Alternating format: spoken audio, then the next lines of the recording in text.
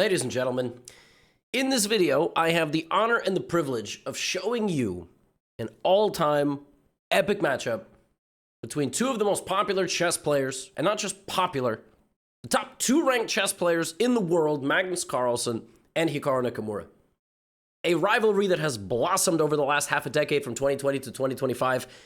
In the earlier stages of Hikaru's career, Magnus had his number.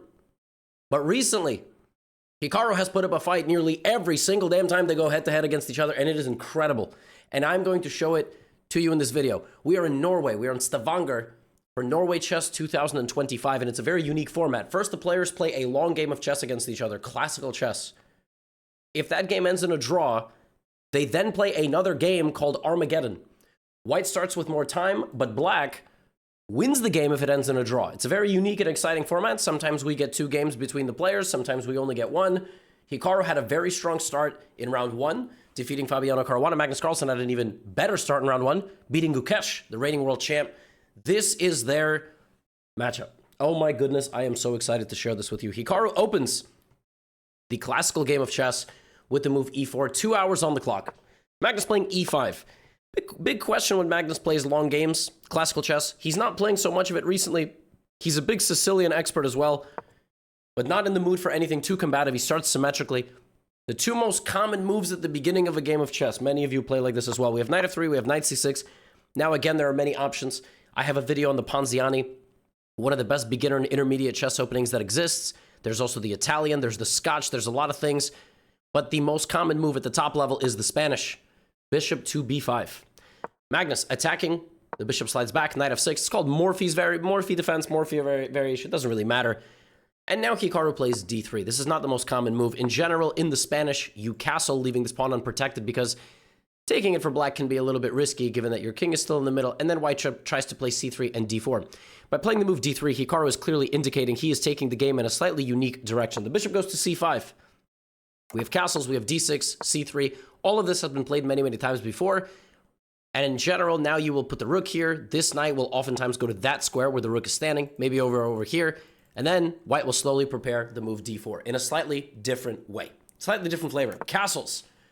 And, you know, we can follow the opening database. There have been games played in this position. The next move from Hikaru, knight bd2. Hundreds of games played. I guess you can't see it because it's actually behind me. It's here. You just can't because of the layers. Don't worry. I promise all of this has been played before. We are following top-level chess. Magnus rerouting the knight from the c6 square so that he has support. Also so that knight can't be taken by the bishop. Normal stuff, normal maneuvering game. And then Magnus plays this move d5.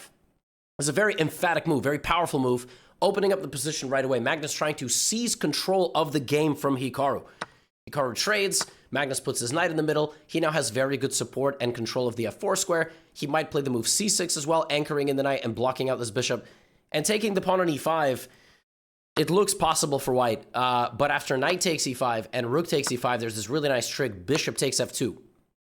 And anytime you have a pawn near your king that's only protected by your king, and your opponent's pieces are staring at it, there might be tactics. If you take, suddenly, check, and black is winning.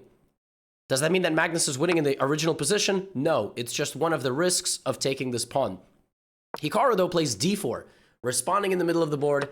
Magnus takes, and Hikaru takes. And we have this position, right?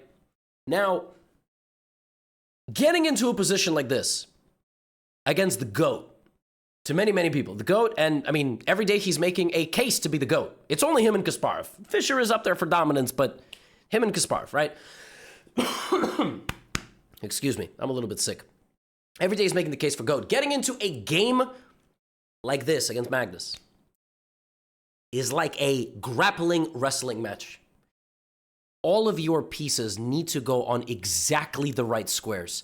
Every piece is still on the board except the E and the D pawns. Have you ever seen something like this? Only the central pawns are gone.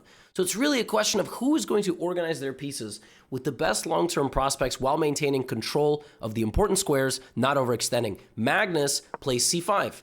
He kicks out Hikaru's knight from the center of the board. Then immediately he plays b5, kicking out his bishop as well. Two pawn moves. Two very emphatic pawn moves from Magnus, kicking out the pieces, and then he plays bishop to b7. I really like black's position here. But the thing is, white still has a full setup. All the pieces, knights, bishops, queen, rook, everything is there. So what do you do here? Hikaru now proceeds to spend 32.5 minutes, not locked in the toilet, calculating different things, calculating the knight going to e3, maybe re-entering the game like this. You know, black is going to probably plop a horse right here. Black would love to play c4, and then these guys are just going to be like sniping from the distance, the bishops from the corner of the board. So Hikaru says, no, we're going to fight back against those pawns. Magnus plays the idea anyway. And now Hikaru spends another half an hour. He spent an hour playing a4 and bishop d2. You talk about a monumental shift in the momentum of this game. 2 moves, that's all it took, and now black is better. Black is better. Bishop d2 was apparently the wrong plan. Apparently it was better for white to play certain other things. Again, according to the computer. Human understanding is very, very difficult here. Bishop d2, general improving move, also preventing any sort of advancement over here. And now Magnus goes queen c7. Hikaru is down 30 minutes to Magnus, right? And remember, he doesn't get any bonus time until the 40th move, at which point he begins to gain 10 seconds every time he makes a move, just so he doesn't lose on time. And you start having all these thoughts come back. You know, before 2020, for the earlier part of their careers, Magnus built up a big lead against Hikaru in classical chess. Big. It was clear Hikaru was a monster against the rest of the world, except for Magnus. It was crazy. It was like one of those things, like Hikaru could have been the world champ if Magnus didn't exist. It was one of those things. So you see this, and you feel that momentum shifting, and Hikaru plays knight d4, 3 moves in a row, a4, bishop d2, knight d4, and suddenly Magnus, it just feels he has everything coordinated. Hikaru under monstrous pressure. Evaluation growing to the black side. Hikaru plays queen g4. It's not really clear, like, white is setting up all these pieces, but black's pieces not only feel correctly set up, it feels like they have long-term impact, and this is the biggest advantage of the game so far. But Magnus spent a lot of time to get here. Hikaru also brings his rook, and now is the moment. Why is this -1? According to Deep Engines, it was like -1.2, -1.3. But why? Where is it? You're looking at tactics. By the way, they don't know this is the big advantage. Magnus assumes he's better, but where's the big advantage? Well, he goes here. Suddenly that advantage is cut in half. And then on the next move, he goes here, and within a few moves, the queens are gone. Advantage evaporates, just completely, just whoosh. So where was it? What was supposed to happen? Analyzing this with a deep engine is so weird. Basically, black, instead of taking, should have went here, which of course Magnus saw. But after that, it doesn't even make any sense. The bishop can hang out here. It looks like this pawn should just be lost. But black can't just go win it. Because if you go win it, white begins to launch a counterattack against the king. Not to mention there's all sorts of stuff like the queen coming to the d7 square. So it's not about queen a5. But there's weird moves like knight f6. And then queen a5. But even moves like queen c8. And here the computer claims that the position is significantly better for black. But it's not really clear why. There is even a line, the computer goes, look at this. Have you ever seen something like this? A bazooka from the edge of the board. Queens, bishops, what is going on? And somehow black is just much better. I don't know, Stockfish evaluates this as much better. It's a very mysterious advantage. It's not clear at all to me. And I'm an international master. I'm better than all of you. No grandmasters are watching this. If Hikaru or Magnus are watching this, hi. It's not really clear. Maybe Magnus would be able to explain it, but I'm not going to be able to get him on a phone call to explain it. He goes here, and Hikaru all of a sudden trades the queen. Definitely Magnus felt like he had something, but now he's unable to generate anything. Hikaru very quickly trading. And this, although would not end in a draw very quickly at the high level, at the amateur level, will end in a draw quite quickly at the high level. Why? It's totally now stable. Pawns are on A or on C together. But folks, remember what I said in the introduction. That means that we are going to get Armageddon. They drew their classical game. It was tense. It was weird. But oh my goodness, this was an incredible game. If that wasn't good enough, you're 9 minutes into this, stay with me for at least 5 more, yeah? Just 5 more minutes. 5 more minutes. This is gonna be epic. Here are the rules. If the players agree to a draw in Norway chess, they play the same colors. 10 minutes for white, 7 minutes for black. If black makes a draw, they win. The trade that you give black is 3 minutes advantage. Hikaru opens with knight f3. He has a 3-minute time advantage. Magnus plays the move d5. Hikaru plays for the ready with g3, g6. This is the meta. This is how you get a very good position against the ready. You play completely symmetrically. Magnus is basically telling Hikaru, I don't care about your 3-minute time advantage. I'm going to completely neutralize. I'm not going to let you get anything. Hikaru plays c4. It's like a Catalan. Magnus plays c6, complete symmetry. Queen b3. Now we have asymmetry. We have the d pawn trading for the c pawn. Hikaru develops his knight. He develops his bishop. What a great position to have. Up 2.5 minutes. But keep in mind, white has to win. Chess is not so easy. You don't just show up against Magnus Carlsen and win. He has to do something stupid. Or you have to do something stupid. Sometimes to win a chess game, you gotta go through fire. The position has to be crazy. There have to be chances for your opponent to mess up. And in a position like this, Magnus doesn't have a chance to mess up. He's trading knights, he's trading pieces, and within a few moves, he got a completely pleasant position. Not only did he get a pleasant position, Hikaru, at a certain moment, gave up his whole time advantage. Magnus gave up a pawn, played knight f6, bishop h3, and watch this, got to this position. And here, I just told you, if you want to beat Magnus, he has to do something stupid. But also you have to do something stupid and crazy and daring. And Hikaru here decided, I'm probably not going to win this game against Magnus by playing it positional and slow. I'm up a pawn, but my extra pawn is stuck here. Magnus is just going to bring his rooks down this way. We're going to trade c for b. It's a draw. So Hikaru played queen b2 and spent 2 minutes and 46 seconds. His time advantage is gone. It's not even an advantage. He is now down nearly like 20% of his remaining time. Maybe 15%, 10 to 15% of his remaining time. And Magnus controls 2 results. Magnus can draw the game or win the game. That's crazy. He plays rook a4. And now Hikaru invites a massive, massive fight, a massive provocation. He plays this incredible move, bishop 2e6. You cannot take because you would be forked. Shockingly, Magnus saw that. And Hikaru puts the bishop to b3. But then, here comes e5, kicking out the knight.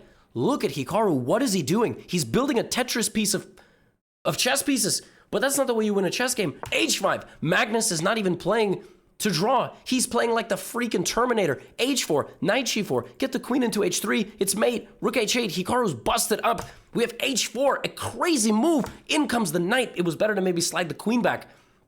Queen to c8, queen to h3, 245 to 333. Hikaru started the game up 3 minutes. He's now down 45 seconds. That is a 4-minute turnaround. How does that even happen? Knight to g4. Hikaru goes knight a3.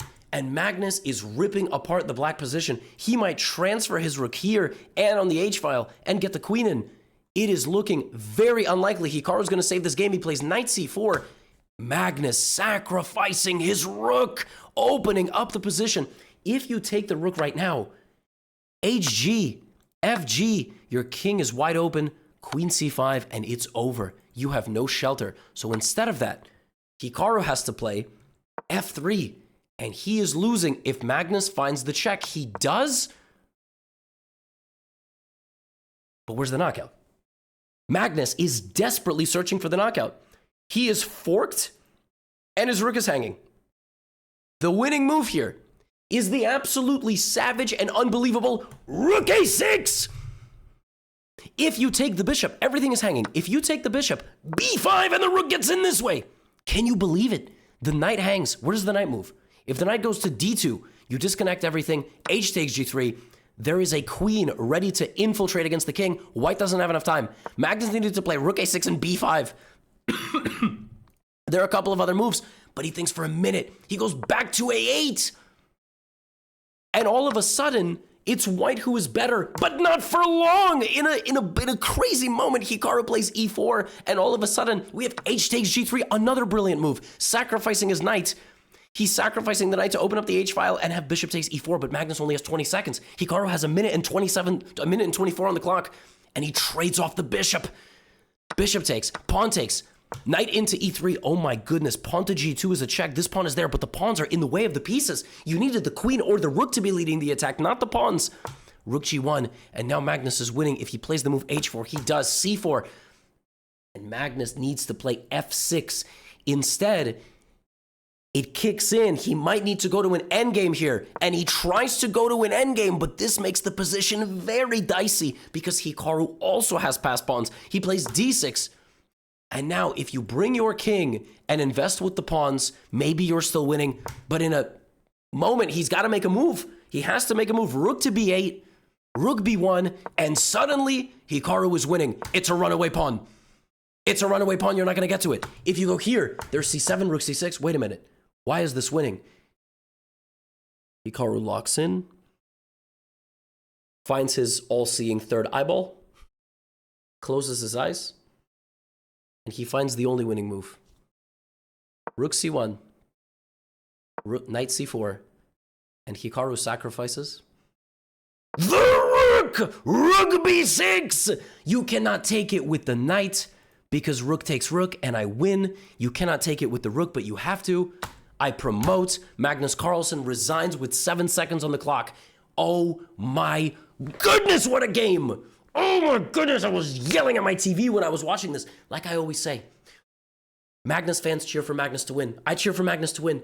But sometimes I want him to make it I want somebody to make it very, very difficult. Hikaru pulls this one off, and Magnus will be looking for revenge in the second half of the tournament. Folks, if you thought that was the end of this video, no. No way. All right? Oh, no.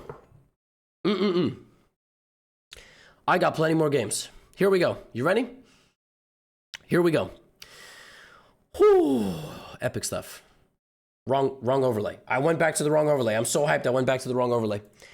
Oh my goodness. Oh my goodness. Oh my goodness. Arjun Erigaisi versus Gukesh. Yesterday, Arjun beating Wei Yi in the Armageddon. Gukesh losing to Magnus. The game I'm about to show you is going to be even more epic. Like you thought we were done? No. D4, knight f6, all India clash. Erigaisi trying to move a little bit of the spotlight onto him. From Gukesh, who was the world champion. C4, E6. Knight C3, bishop to B4. G3. A little bit of a sideline. Nimso Indian. Trying to put the bishop on the diagonal. Bishop G2, D5. Getting the bishop pair. And we have D takes C4 from Gukesh. Okay? Trying to get that pawn. Now white is going to have to spend some time winning that pawn back. Or, Erigaisi's not going to try to win the pawn back right now. He's going to use the bishops. Gukesh playing queen a5. By the way, Erigaisi, look at the time. Erigaisi is surprising the guy with the world championship preparation. Again, no time was spent on these moves. G3 castle, D5. Right? A3 is kind of a unique move. A3 is rare. It's a rare move. A3, take, just giving up the pawn. And now Gukesh has to find the right idea. He does. Bishop A3. He finds the right idea again. But he's down 40 minutes. Queen C2. Gukesh finds the right idea again. He's very, very good. He gives up this pawn, but now he's going to activate his knight. And then he's going to pick the pawn up on D4, but Erigaisi is still in his prep. Erigaisi has not spent any time. Knight to F3 attacking the rook. The rook goes back. Take. Knight to D2. Guys, look at Arjun Erigaisi's time. He hasn't thought. He hasn't thought.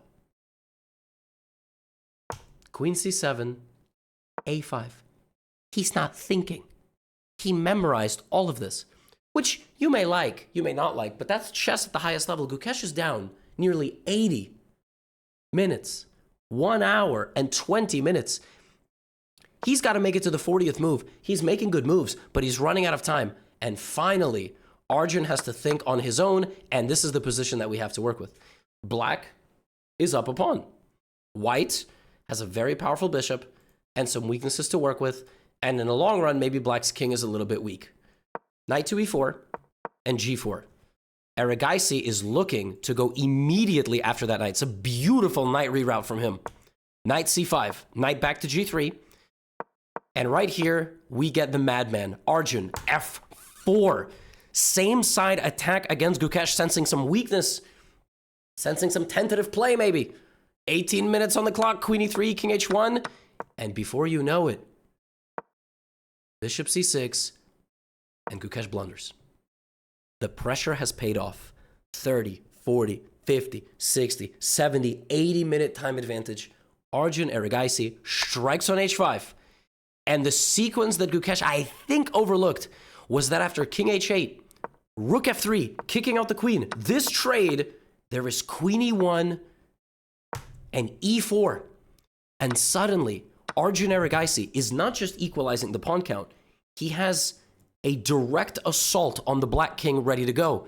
The only chance for Gukesh is little bits of counterplay. Look at this queen h4. The king comes running out. Erigaisi takes on d3. A more lethal move here was f5.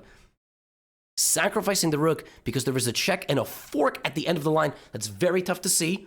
But with 26 minutes on the clock, maybe he could have seen it. Instead, he goes here and plays like this.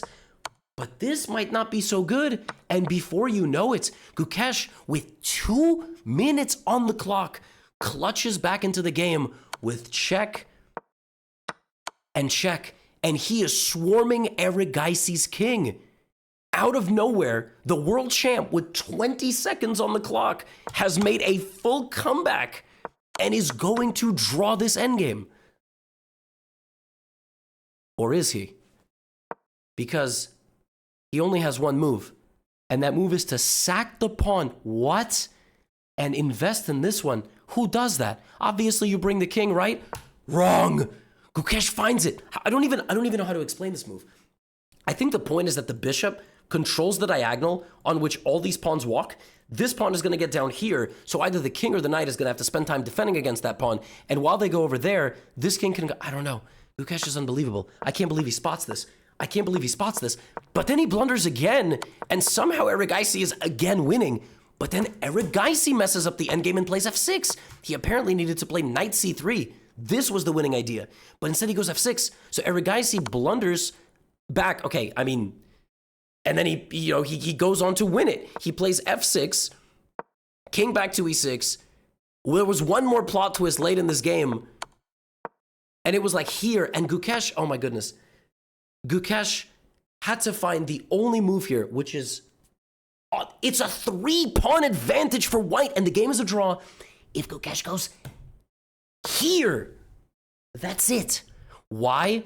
Because if you play king f6, I play knight e4 check, you cannot take the pawn because fork. So then you go back, and I'm winning. Now I just bring my king. But if you play bishop d5, white doesn't have a move. There is no move. Black is going to go here and here. This is I mean, Gukesh already played unbelievably well defensively to even get this far. But he ends up losing 2 classical games to start the tournament. Erigaisi gets the win. He's having a great time, Gukesh. Rough time, 0-2, heartbreaking losses. Tough start. But that's not even, I mean, I got more. I told you this is going to be, we are not done. We are going to have a great time in this recap.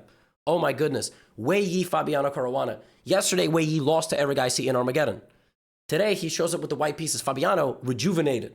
Fabiano, world championship contender. Fabiano, 3rd highest chess rating of all time. Did you know that? 3rd highest. It's Magnus, it's Kasparov, it's Fabiano freaking Caruana. Actually, his middle name's Luigi. I'm not being stereotypical. His middle name is Luigi, which I love. I love that. I love that for him. You know? Anyway, fun facts out of the way. Rossalimo Sicilian. This is something that Fabi has played himself with white. He's faced it with black. Plays e6. Wei Yi goes for a big sideline. Big sideline. Not castles. Not taking on c6, which make up 90% of the theory. Yeah. He plays the move here, c3, to try to go d4. And within like 4 moves of the opening, we're in a position that has never been reached before. Ever. Very weird position. Wei Yi plays h4. That move is designed to not let the knight go there, to g6. Fabi plays h5, giving up the g5 square, but he's going to put the knight on g6 and develop his bishop. Castles. And Wei Yi does not wait. Wei Yi, full on, drops the gloves. Him and Fabi just start going at it. Left hook, right hook, uppercut. Arbiter at the tournament had to step in. He got punched. All right, it was crazy. A6, the bishop comes back. And now we start chopping down the fort. At this position, we have the Hikaru dream. We have 8 takes in a row. We have takes. Everything clears out. Dark squared bishop goes over here. I gotta tell you, I like white's position, man. Knight coming to c4. Hole. This is gonna, we're gonna open up the center of the board, but the position's equal. Fabi plays e5, closing out the bishop. Wei Yi, I love Wei Yi's position. I cannot believe this is around equal. I love how white's position looks. I don't understand how this is equal. Queen goes to e6. We have g3, trying to play f4, f5 maybe. Rook d8, very, very tense game. Knight to e3, looking at knight f5 ideas, routing over there. Fabi stops it. Look at this sandwich. Queen, knight, pawn. Knight, queen, pawn. f4. Wei Yi will not be deterred. The bishop touches the pawn on d3. Where's white going to go? White defends it. But that results in the loss of the pawn on a2. And Fabi's like, hey, if you're going to give it to me, I'm going to take it. What do you have?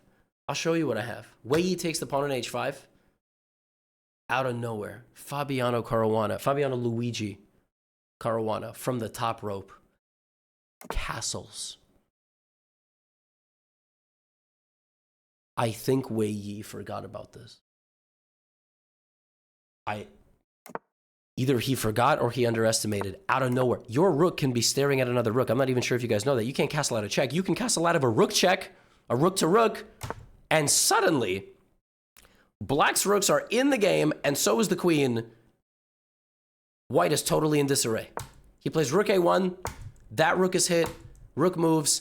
The entire white position falls apart, and Fabiano Caruana wins with black, 97% accuracy, turning the clock back. He hasn't won like this in a minute. This man is only 18 rating points higher rated than Wei Yi right now. This man was 2848?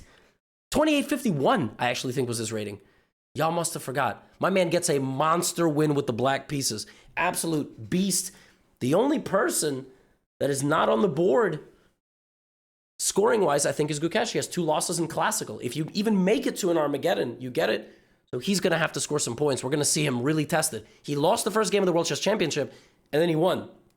We're going to see him tested in this tournament. Now, women's side, yesterday, Vaishali had a tough game in the... She lost that game right at the last moment to Humpy. Today, she is playing the previous World Championship contender, Lei Tingjie. They're in an Armageddon. Their game was a classical game, ended in a draw. Armageddon, it's a Petrov. Either here you blow black off the board with a checkmating attack, or you lose. This is a very imbalanced system in the Petrov, and this is obviously heading somewhere that's going to be extremely combative from both sides, knight to d4, etc. But after knight c6, queen c6, Lei is playing very stubborn chess. This is a type of chess where it's like opposite colored bishops, so always drawing tendencies, and it's basically white has to IRL beat black on time. And that's going to be really tough, because otherwise you have nothing else. Black is almost always going to be either a pawn down or hovering around equal in terms of pawns. The game gets a little spicy for a moment, but as I told you, either black is going to win by checkmate, or black is going to be completely fine and in a great shape. Lei has a lot of experience. She's just trying to not lose the game. And here, black is winning ultimately, but settles for a repetition of moves here. And the players do a little repetition of position, which is kind of funny, like a little triangulation, and agree to a draw. A 3-time repetition. Yesterday, I said Lei, I actually said Ju and Jun won in the Armageddon. But it was Lei Tingjie, and she wins 2 Armageddons, which is 1.5 points. One more game that was decided in the Armageddon. This game was crazy, y'all. Oh my goodness, this game was crazy in the Armageddon. 10 versus 7. This game is gonna make you hate Armageddon because you're gonna be, or love it. It depends. Some people don't like it because the level of play is all over the place. 10 minutes versus 7 makes people do crazy stuff.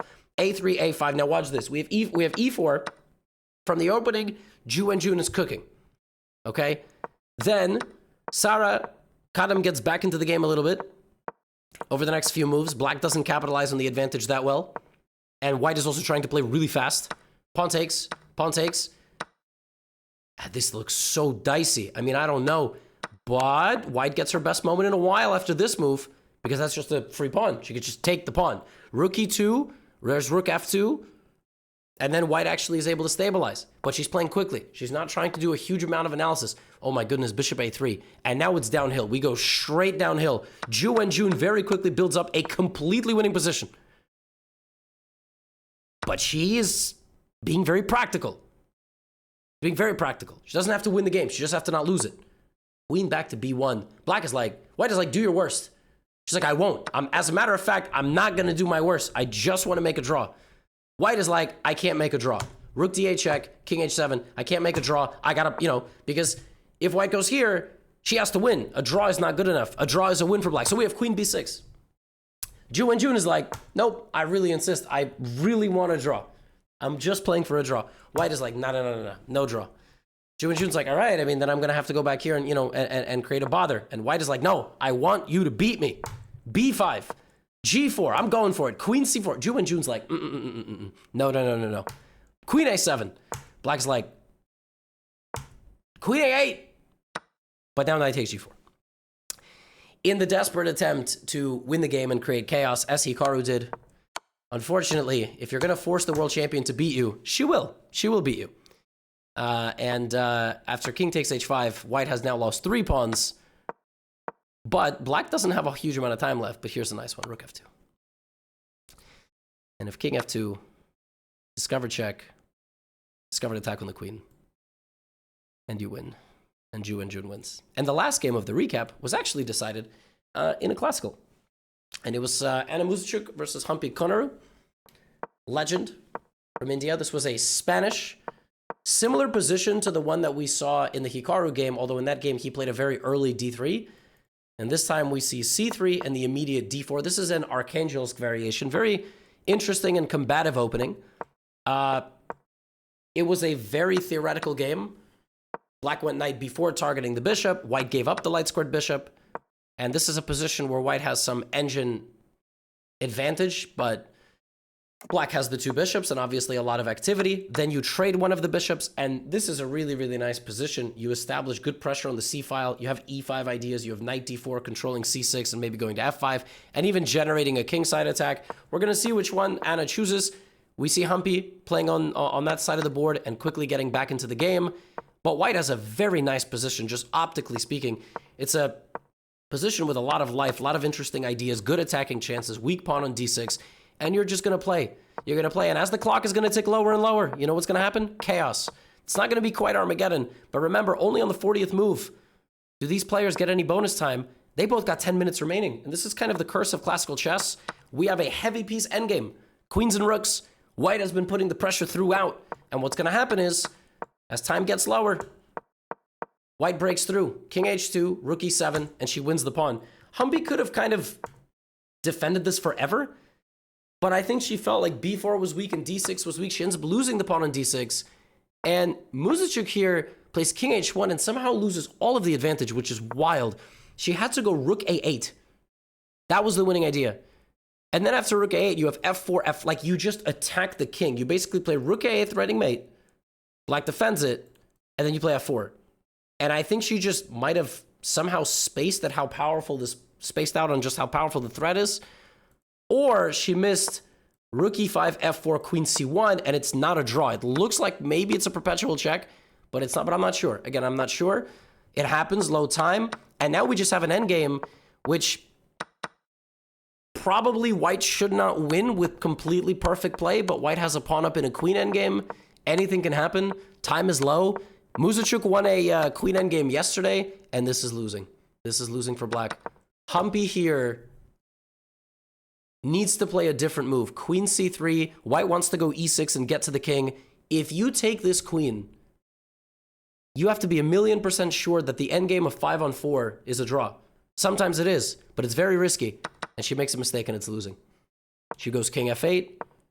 And she thought that this was just a drawn endgame, but it's not. It's not. The white king is always getting there in time. I'm not sure what Humpy saw or didn't see, but low time makes people do crazy things. And white here is just winning. White is going to get the b4 pawn. Black is not fast enough. Takes here. Black is going. My pawn is queening first. b5. b6. And this is the worst part. It's check. That's the worst part. Humpy probably counted that they queen at the same time. But it's check. And what's crazy is this endgame without these pawns is a draw. But with them, it's not. And because of that, black resigned. Your standings. Your standings after 2 rounds. Anna Muzichuk leading the women's. Everybody on the board. Vaishalian last. She got a point from the Armageddon. This is the open. 4.5, 4.5, and 4. Magnus losing the Armageddon, but still getting 1 point compared to the 1.5. Gukesh is at the bottom here with 0 and Wei Yi with 1. Those guys could be the early candidates for getting in trouble in the tournament. That's all I have for you today. Get out of here.